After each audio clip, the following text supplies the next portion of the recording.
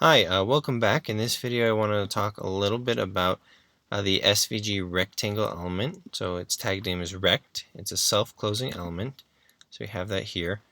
It's going to have a width, a height, and a fill property just like our circle one does.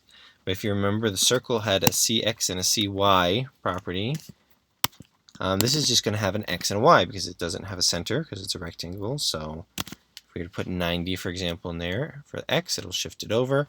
And you see it's been shifted a little bit out of the SVG's frame of reference that we set here, so a little bit of it's cut off. So be aware of that. Y equals 90, we'll call that. And we can move it down too. So remember the X is relative to the left and the Y is relative to the top. So we're in, these are quadrants,